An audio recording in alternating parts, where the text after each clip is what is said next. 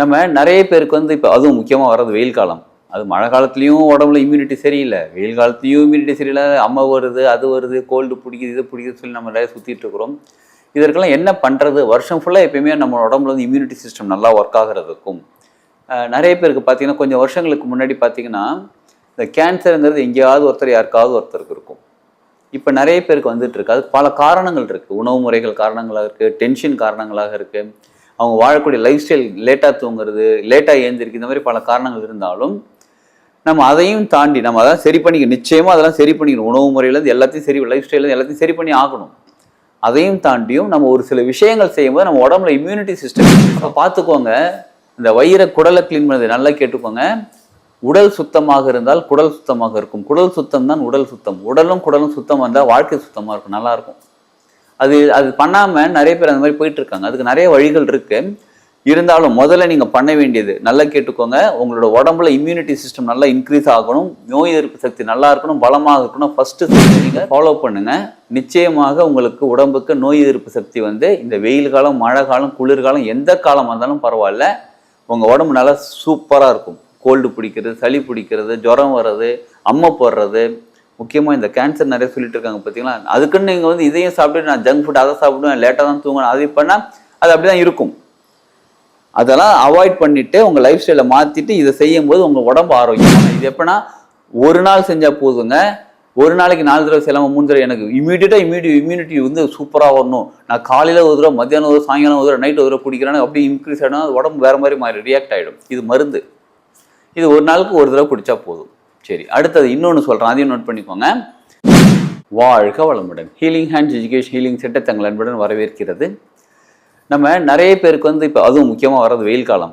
அது மழை காலத்துலேயும் உடம்புல இம்யூனிட்டி சரியில்லை, வெயில் காலத்துலேயும் இம்யூனிட்டி சரியில்லை, அம்மை வருது, அது வருது, கோல்டு பிடிக்குது, இது பிடிக்குது சொல்லி நம்ம நிறைய சுற்றிட்டு இருக்கிறோம்.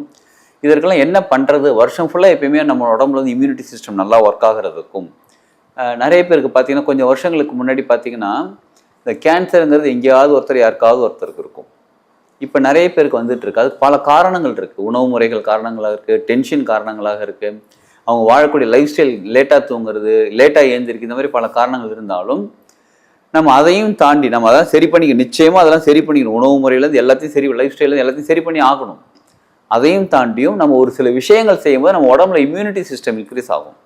அப்படி இம்யூனிட்டி சிஸ்டம் என்ன தெரியுங்களாங்க? நோய் எதிர்ப்பு சக்தின்னு சொல்கிறோம் பாருங்க. நோய் எதிர்ப்பு சக்தி நான் முதல்ல உடம்புல தங்கக்கூடிய கழிவுகள் இருக்குது பாருங்க, அது முதல்ல வெளியில் போகணும். கழிவுகள்னால தான் நமக்கு பல ப்ராப்ளம் கிரியேட் ஆகிறதே. அந்த கழிவுகள் வெளியில் போனாலே 99.99% ப்ராப்ளம் சால்வ் ஆகிடும். நம்ம உணவு முறை அந்த காலத்தில் பார்த்தீங்கன்னா கரெக்டாக வந்து 6 மாதத்துக்கு ஒரு தடவை இல்லை 3 மாதத்துக்கு ஒரு தடவை பேதி மாத்திரை சாப்பிடுவாங்க. ரெகுலராக வாரம் ஒரு எண்ணெய் தேய்ச்சி குளிப்பாங்க, நல்லெண்ணெய் தேய்ச்சி குளிப்பாங்க. அப்புறம் வேப்பம் உருண்டை இருக்கு பாருங்க, வேப்பம் குழந்தை உருண்டை பண்ணி சாப்பிடுவாங்க. இது மாதிரி பல விஷயங்கள் நம்ம முன்னோர்கள் செஞ்சுக்கிட்டு இருந்தாங்க. இப்போ நம்ம டெக்னாலஜி டெவலப் ஆகுனதுனால நம்ம எதையுமே நத்தெல்லாம் நடந்தால் சரி ஆகிடும். இப்போ ரீசெண்டாங்க ஒரு கிளைண்ட் ஒருத்தவங்க வந்திருந்தாங்க. அவங்க கிட்ட கேட்டேன் நான், என்ன சார் உங்களுக்கு வயிறு ஏன் இப்படி இருக்குன்னு கேட்டால், வயிறு எரிச்சல் கொஞ்சம் அதிகமாக இருக்குது தம்பி அப்படின்னாரு. சரி, அதான் என்ன ரீசன் அப்படின்னு கேட்டால், தெரில தம்பி அப்படின்னா. சரி, நீங்கள் லாஸ்ட்டாக இப்போ பேதி மாத்திரை சாப்பிட்டீங்கன்னு கேட்டேன். பேதி மாத்திரையா அப்படி ஒன்று இருக்கா அப்படின்னாரு. கிட்டத்தட்ட ஹீஸ் அரௌண்ட் 55 வச்சுக்கோங்களேன். எனக்கு நினைவு அவருக்கு நினைவு தெரிஞ்சு கிட்டத்தட்ட நான் எங்கள் அம்மா எனக்கு கொடுத்து பார்த்துருக்கேன், அப்போ சாப்பிட்டு தர, அதுக்கப்புறம் இதெல்லாம் சாப்பிட்டதில்லை தம்பி அப்படின்றாரு. அப்போ பார்த்துக்கோங்க, இந்த வயிறை குடலை க்ளீன் பண்ணது நல்லா கேட்டுக்கோங்க. உடல் சுத்தமாக இருந்தால் குடல் சுத்தமாக இருக்கும். குடல் சுத்தம் தான் உடல் சுத்தம். உடலும் குடலும் சுத்தமாக இருந்தால் வாழ்க்கை சுத்தமாக இருக்கும், நல்லாயிருக்கும். அது பண்ணாமல் நிறைய பேர் அந்த மாதிரி போயிட்டு இருக்காங்க. அதுக்கு நிறைய வழிகள் இருக்கு. இருந்தாலும் முதல்ல நீங்கள் பண்ண வேண்டியது நல்லா கேட்டுக்கோங்க. உங்களோட உடம்புல இம்யூனிட்டி சிஸ்டம் நல்லா இன்க்ரீஸ் ஆகணும், நோய் எதிர்ப்பு சக்தி நல்லா இருக்கணும், பலமாக இருக்கணும். ஃபர்ஸ்ட்டு செய்ய வேண்டியது நீங்கள் பேதி மாத்திரை சாப்பிட்டு உடம்பை கழிவை க்ளீன் பண்ணணும், உடம்புலேருந்து வயிறை க்ளீன். அடுத்து என்ன பண்ணணும்னு கேட்குறீங்களா? இப்போ நான் சொல்லக்கூடிய விஷயங்கள் நோட் பண்ணி வச்சுக்கோங்க. இதை நீங்கள் ஃபாலோ பண்ணுங்கள். நிச்சயமாக உங்களுக்கு உடம்புக்கு நோய் எதிர்ப்பு சக்தி வந்து இந்த வெயில் காலம், மழை காலம், குளிர்காலம், எந்த காலம் வந்தாலும் பரவாயில்ல, உங்கள் உடம்பு நல்லா சூப்பராக இருக்கும். கோல்டு பிடிக்கிறது, சளி பிடிக்கிறது, ஜுரம் வர்றது, அம்மை போடுறது, முக்கியமாக இந்த கேன்சர் நிறைய சொல்லிட்டு இருக்காங்க பார்த்தீங்களா. அதுக்குன்னு நீங்கள் வந்து இதையும் சாப்பிட்டு நான் ஜங்க் ஃபுட் அதை சாப்பிடுவேன், லேட்டாக தான் தூங்கணும், அது பண்ணால் அது அப்படி தான் இருக்கும். அதெல்லாம் அவாய்ட் பண்ணிவிட்டு உங்கள் லைஃப் ஸ்டைலை மாற்றிட்டு இதை செய்யும்போது உங்கள் உடம்பு ஆரோக்கியமாக இருக்கும். சரிங்களா? என்னென்னது நோட் பண்ணிக்கிறீங்களா? வாங்க. ஃபர்ஸ்ட்டு வந்து இஞ்சி ஒரு சின்ன பீஸ் எடுத்துக்கோங்க. இஞ்சி எப்பயுமே வந்து தோலோட பயன்படுத்தக்கூடாது. இஞ்சி என்ன பண்ணுங்க, சின்ன பீஸ் எடுத்து ஒரு 5 நிமிஷம் 10 நிமிஷம் தண்ணியில் போட்டு வச்சுருங்க, நல்ல தண்ணியில் போட்டு வச்சுருங்க. கொண்டு சின்ன கப்பில் போட்டு வச்சுட்டு கத்தி வச்சு லைட்டாக தோல் சீவினா ஈஸியாக வந்துடும். எதுக்கு தண்ணியில் ஊற வச்சு சீவணுமான்னு கேட்டால், அப்படியே நீங்கள் சீவினா கொஞ்சம் கஷ்டமாக இருக்கும் தோல் சீவுறதுக்கு. அது இஞ்சி வந்து நடுவில் முடிச்சு இந்த இதெல்லாம் வருங்களா, மூட்டை மாதிரிலாம் வருங்களா, அதனால நீங்கள் தண்ணியில் ஊற வச்சுட்டு கத்தி வச்சு லைட்டாக சொரனாலே தோல் ஈஸியாக வந்துடும். ஏன்னா இஞ்சி தோல் ரொம்ப ரொம்ப உடம்புக்கு நல்லது கிடையாது. சரி, அதனால இஞ்சி தோல் சீவிட்டீங்களா, சின்ன சின்னதாக கட் பண்ணி வச்சுக்கோங்க. அப்படி எடுத்து உரமாக வச்சுட்டீங்க. Okay, done. அடுத்தது மிளகு, 5 மிளகு எடுத்துக்கோங்க.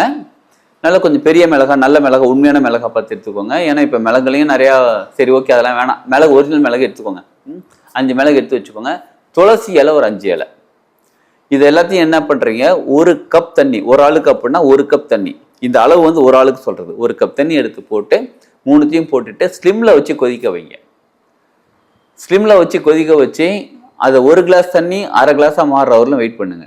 1/2 கிளாஸாக மாறிடுச்சா, இப்போ என்ன பண்ணுங்க, குடிக்கிற சூடு பதம் வந்த பிறகு அதை ஃபில்டர் பண்ணிட்டு ஒரு 1/2 ஸ்பூன்ல 3/4 ஸ்பூன் தேன் கொஞ்சம் கலந்துருங்க. கலந்து நல்லா கலக்கிட்டு அதுக்கப்புறம் சிப் பண்ணி தான் குடிக்கணும். நல்லா கவனிச்சுக்கோங்க. ஒரு கிளாஸ் எடுக்கிறீங்க, சிப் பண்ணி கொஞ்சமா அந்த தண்ணி இருக்கு பாருங்க, அந்த தண்ணி அந்த சாறு எல்லாம் கலந்துருக்கு பாருங்க, அது என்ன ஆகும்னா நாக்கில் சலைவா கூட கலக்கணும். கலந்து அப்படியே உள்ளுக்குள்ள உமிழ்நீர் கூட கலந்து அப்படியே பொறுமையாக அப்படியே முழுங்கணும். அப்படியே உள்ள போயிடுச்சா, அப்பா வயிறுக்கு போயிடுச்சா, ஓகே டன். இப்போ அடுத்த சிப். இந்த மாதிரி பொறுமையாக நிதானமாக உட்காந்து குடிக்க வேண்டும் இந்த தண்ணீரை. இதுக்கு நீங்கள் மூலிகை தேநீர்னு வச்சுக்கோங்க, பேர் என்னன்னாலும் வச்சுப்போம். ஆனால் இது 3 முக்கியமானது, செய்யுங்க. சரிங்களா? இது எப்படின்னா ஒரு நாள் செஞ்சால் போதுங்க. ஒரு நாளைக்கு 4 தடவை செய்யலாமல் 3 தடவை. எனக்கு இம்யூனிட்டி வந்து சூப்பராக வரணும், நான் காலையில் ஒரு தடவை, மத்தியானம் ஒரு தடவை, சாயங்காலம் ஒரு தடவை, நைட் ஒரு தடவை குடிக்கிறேன்னு அப்படி இன்க்ரீஸ் ஆகிடும். அது உடம்பு வேறு மாதிரி மாறி ரியாக்ட் ஆகிடும். இது மருந்து. இது ஒரு நாளுக்கு ஒரு தடவை குடித்தா போதும். சரி, அடுத்தது இன்னொன்று சொல்கிறேன், அதையும் நோட் பண்ணிக்கோங்க. பால், பசும் பாலில் தான் செய்யணும். இதை பேக்கெட் பால் இங்கே எங்கள் வீட்டில் இருந்து இந்த பால் கிடையாது, அந்த பால்லாம் கிடையாது, பசும் பாலில் தான் குடிக்கணும். பசும் பாலை நல்லா காய்ச்சணும். காய்ச்சிட்டு அதில் 1 சிட்டிகை மஞ்சத்தூள், ஒரு ஆளுக்கு 1 சிட்டிகை மஞ்சத்தூள், அப்புறம் 2 சிட்டிகை மிளகுத்தூள், மிளகு தூளாக தான் போடணும். 2 சிட்டிகை மிளகுத்தூள் போட்டுட்டு நல்லா கலக்கிடுங்க. கலக்கிட்டு நீங்க இந்த பால் குடிக்கக்கூடிய பக்குவமான சூடு வரும் பாருங்க, அப்ப அதுல பனஞ்சீனி கலந்துக்கோங்க. இல்லைங்க கொஞ்சம் சூடா இருக்கும்போது பனஞ்சீனி கலந்து அப்பயும் கலந்துக்கோங்க. பனஞ்சீனி, பனஞ்சக்கரம்னு சொல்லுவாங்க பாருங்க, அதை கொஞ்சம் கலந்துக்கிட்டு நல்லா கலக்கிக்கோங்க. கலக்கிட்டு இதை குடிக்கும் போது இப்படிதான் குடிக்கணும். எப்படி நேரம் நிமிந்து உட்காந்துக்கணும், நல்லா சேர்ல கம்ஃபர்டபுளா உட்காந்துக்கோங்க. கீழே உட்காந்துனாலும் உட்காந்துக்கலாம். உட்காந்துக்கிட்டு ஒரு சிப் பிடிக்கிறீங்க, கொஞ்சம் காரமாக தான் இருக்கும், மிளகுத்தூள்லாம் போட்டோம், கொஞ்சம் காரமாக தான் இருக்கும். அது குடிச்சிட்டு அப்படியே சலைவா கூட சேர்த்து மெதுவாக அப்படியே முழுங்கணும். அப்படி முழுங்கும் போது அப்படியே உள்ளுக்குள்ளே போய் அப்படியே வயிற்றுக்குள்ளே இறங்கிடுச்சா, ஓகே. இப்போ இன்னொரு சிப். இது ஒரு நாளைக்கு, அது ஒரு நாளைக்கு, இன்னொன்று சொல்ல போகிறேன், அது ஒரு நாள், அந்த மாதிரி ஒரு நாளைக்கு ஒன்று செய்யுங்க. மொத்தமாக ஒரே நாள், காலையில் 1, மத்தியானம் 1, நைட் 1 உட்காந்து உடம்பு என்னங்க இப்படி ஆயிடுச்சுலாம் கேட்கக்கூடாது. சரிங்களா? ஒரு நாளைக்கு ஒன்று செஞ்சால் போதும். இப்போ சொன்னது வந்து பாலில் குடிக்கணும்னு சொன்னோமா, இது எப்போ குடிக்கணும்னா நம்ம நைட்டு தூங்குறதுக்கு 1 மணி நேரத்துக்கு முன்னாடி குடிக்கணும். குடிச்சிட்டு 1 மணி நேரம் கழிச்சு படுத்து தூங்கணும். சரி, இப்போ இந்த பால் குடிக்கிறதுக்கும் உணவுக்கும் எவ்வளோ நேரம் கேப் இருக்குன்னா மினிமம் 1/2 மணி நேரம் கேப் இருக்கணும். அதாவது உணவு சாப்பிட்டு முடித்து விட்டு ஒரு 1/2 மணி நேரம் கழிச்சு இந்த பால் குடிக்கணும். பால் குடிச்சு கிட்டத்தட்ட 1 மணி நேரம் கழிச்சு தான் நீங்கள் தூங்கணும். இப்போ நீங்கள் நைட்டு 10 மணிக்கு தூங்கணும் அப்படின்னா 9 மணிக்கு இந்த பால் குடிச்சிருக்கணும். 8:30 மணிக்கெலாம் நீங்கள் டின்னர் முடிச்சிருக்கணும். முடிஞ்ச அளவு காரம் கம்மியாக லைட்டான ஃபுட்டை எடுத்துக்கோங்க. தயிர் சேர்த்துக்காதீங்க. நைட்டில் தயிர் சேர்த்துருந்தா இந்த பால் குடிக்காதீங்க. ஓகேங்களா? சரி, அடுத்தது என்னென்னு பார்க்கலாமா? எலுமிச்சம்பழம் சாறு. எலுமிச்சம்பழம் எடுத்துக்கோங்க, 2ஆக கட் பண்ணிக்கோங்க. அந்த ஜூஸ் புழியறது இருக்க பாருங்க, எலுமிச்சம்பழம் புழியறது, அதில் வச்சு புழிஞ்சுக்கோங்க. அதுக்கப்புறம் அதில் 1 ஸ்பூன் தேன் இதை போட்டுட்டு நல்லா கலக்கிக்கோங்க. எதில்? வார்ம் வாட்டரில். ரொம்ப கொதிக்கக்கூடாது தண்ணி, ரொம்ப சில்லுன்னு இருக்கக்கூடாது. வார்ம் வாட்டர், நீங்கள் குடிக்கக்கூடிய பக்குவத்தில் கொஞ்சம் அதிகமான சூடு இருந்தால் போதும். அதை ஊற்றி நல்லா கலக்கிக்கோங்க. நல்லா கலக்கிட்டு இதையும் குடிக்கணும். இது எப்போ குடிக்கணும் அப்படின்னு கேட்டால் காலையில் குடிக்கணும். இந்த தண்ணி, இந்த எலுமிச்சம்பழம் சாறு தேன் இருக்கு பாருங்க, சுட தண்ணியோட காலையில் குடிக்கணும். வயிறு நல்லா க்ளீன் ஆகும். இதை ரெகுலராக குடிக்கலாம்னு கேட்டால் இதை மட்டும் ரெகுலராக குடிக்கலாம். ரொம்ப குண்டாக இருக்கிறவங்க ரெகுலராக குடித்தா சீக்கிரம் உடம்பு இழைக்கும். ஏற்கனவே நான் ஒல்லியாக தாங்க இருக்கேன் அப்படின்னு கேட்டால் வாரத்தில் 2 நாள் இல்லை 3 நாள் குடிச்சா போதும். ஆக மொத்தத்தில் இப்போ சொன்ன விஷயங்கள் எல்லாமே என்ன அப்படின்னு பார்த்தீங்கன்னா எல்லாத்தையுமே சேர்த்துக்கணும்.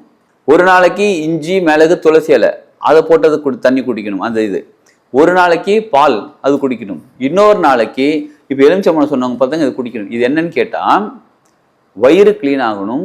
நெஞ்சு சளி இருக்கு பாருங்க, இது க்ளீன் ஆகணும். அதே மாதிரி தலையில் தண்ணி இருக்கு பாருங்க, இதுவும் க்ளீன் ஆகணும். ஸோ மொத்தத்தில் உடம்புல இருக்கக்கூடிய கழிவுகள் வெளியில் போகும். உடம்புல இருக்கக்கூடிய கழிவுகள் வெளியில் போகாமல் இருக்கிறது தாங்க நோயின்னு சொல்லி நமக்குள்ள வர்றது. அதை எதிர்த்து போராடுவதற்காகத்தான் உடம்பு நிறைய இயக்கங்கள் செஞ்சுக்கிட்டு இருக்கு உள்ளுக்குள்ள. அது சரியா நடக்காததுனால தான் நமக்கு எக்கச்சக்கமான ப்ராப்ளம் வருது. இதை வாரத்துல 3 நாள் போதுங்க, டெய்லிலாம் செய்ய வேணாம்.